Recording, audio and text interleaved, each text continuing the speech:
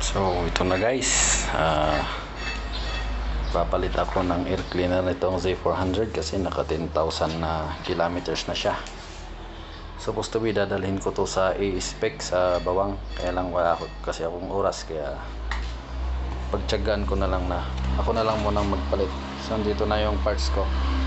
Nabili ko to sa Lazada guys, mukhang ano naman, mukhang urig naman kasi so yun na yung mapa nya, tanggal tangke, baklas.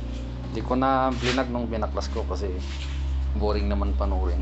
Ito gusto ko pagkita yung load nya sa mga naka Z4 dyan. Ganito yung load.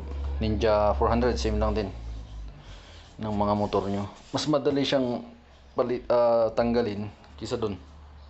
Ito mas mahirap. Ito madali kasi ilang nuts lang, 1 2 3, tsaka yung tatlong toks lang dito, yun lang tatanggalin mo. Tapos maganda yung tanggalan niya ng kwan kasi dito madali sa gilid lang, di kagaya nun na taas mo pa siya sa ilalim. So yan, so kakat ko na ulit dito at din na lang mamaya pag tanggalin natin, tignan natin kung gaano kalinis. Gasong kalinis hindi kadumi. Ayan. So ito nga pala guys, pag ako ang nagbabaklas, nakikita nyo yung mga marks na yan, may markings yan din sa kasa. So yung nut na ito, mini-maintain, hindi ko sila pinaghahalo-halo. So hindi ko sila totally nahuhugutin para pag ibabalik ko yung tornilyo nito, siya pa din ibabalik ko yung dating posisyon niya doon. Yan. Kasi pag was pinaghalo-halo mo na yan, wala na. So yun, meron pa palang isang pan dito, tanggalin natin ito. Yun nga pala guys, pag naghuhugot kayo ng mga sakit, tanggalin nyo yung negative para hindi magka-error yung ECU nyo. Iwas disgrasya for safety purposes. So yan, tuloy natin. Cut muna, tuloy mamaya. So ayan guys, natanggal ko na siya. Ito na yung itsura nya. Tingin ko malinis pa naman. Bali sa manual, ang sabi doon is every 20,000 magpalit. May isang tornilyo dito, tanggalin nyo to. So ito yung parang naghawak sa kanya. Yan. Pero since kunwaring masilan tayo, yung 20,000 naka 10,000 na to, magpapalit na ako. Kasi agin-agin si selan naman ako Ayan, kunwaring maselan para pag bininta natin guys, sabihin natin will maintain, di ba? Yun. Tanggal na siya. Ito na siya, surprise! Patingin sa kabila. Ayun, ganyan siya kadumi sa 10,000 kilometers. Ayan. Pwede pa to, pero sa akin hindi na kasi matigas na. Tigas.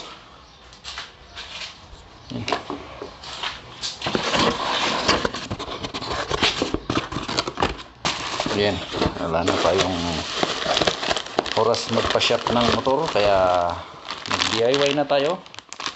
Either do it yourself or destroy it yourself. Malalaman natin mamaya kung anong dun.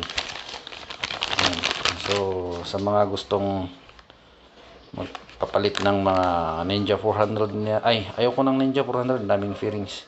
Z400 PM me lang guys, gawin natin yan. Bili lang kayo ng pinikpikan. So yun, pakita ko ulit mamaya pag nalagay ko na. So ayan guys, nalagay ko na yung bago. So ito, since may nakita tayong mga konting dumi dito, punas-punas konti para feeling masilan. Yan. Kapag bininta natin guys, sabihin natin masilan may-ari. Yan. Yan. Alright. Yun. Sinilip ko sa loob, malinis yung intake. Ayan. So ayan guys, nasa stage na tayo ng pagbalik ng ng cover, pag-assemble. So far wala pa naman tayong nasisira. Good job. Ayan. Ito yung sinasabi ko sa inyo, tignan nyo, pag humigpit yan, eksakto na sa markings Oh, pati yung isa. Kaya ganyan ginagawa ko. Kaya minsan gusto ko ako mismong gumagawa ng motor ko. Nagfi-feeling mekaniko ako kasi talagang naibibigay ko yung gusto kong pag-iingat sa kanya. Minsan kasi sa mga shop, minsan marami silang customer o hindi sila aware sa kung gaano kasilan yung may-ari. Pag binabaklas nila yan, kung saan saan na lang nilalagay. Oh, tingnan mo. Pantay na pantay pa rin. Yan. Pero eksakto yung torque nya. Yung higpit nya. Iwas over torque. Yan. So, yun. Update na naman mamaya guys. Masaya tayo kasi wala pa akong masisira. So, ito pala guys, ang isa pang concern ko dito pag yung mga first timer na mag-DIY. Hindi ako dito nagtanggal eh. Dito ako nagtanggal. Yan. Mas maganda pala pag dito ka magtanggal guys, huwag dito. Kasi yung plastic is malambot pag ibalik mo na. So nilagyan ko na lang ng grasa, yung konting-konti lang as in para dumulas lang konti. Next time guys, dito kayo. Huwag niyo akong gayahin kasi bobo ako eh.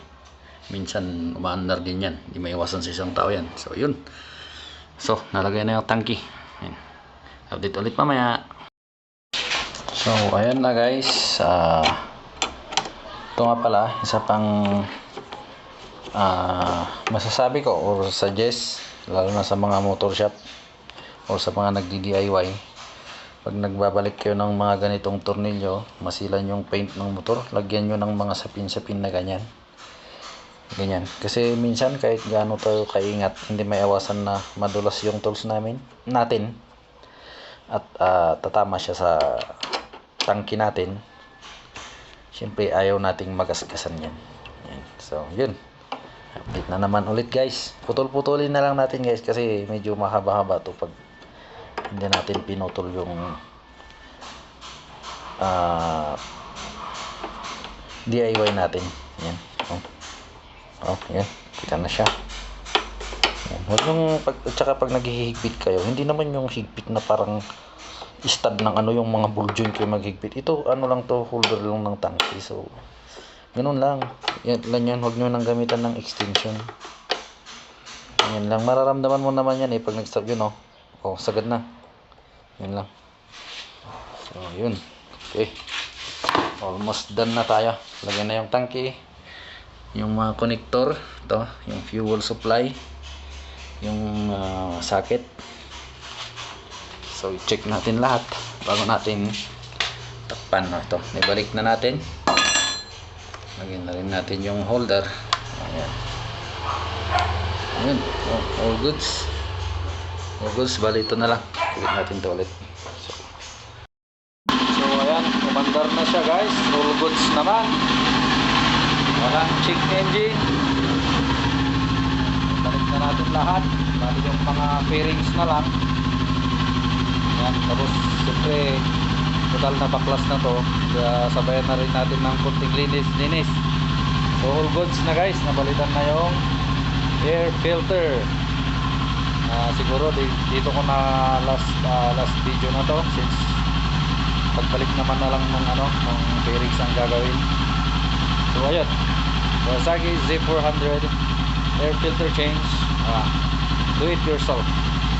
At least ako do it yourself. So please follow and subscribe, push that like button. Thank you guys.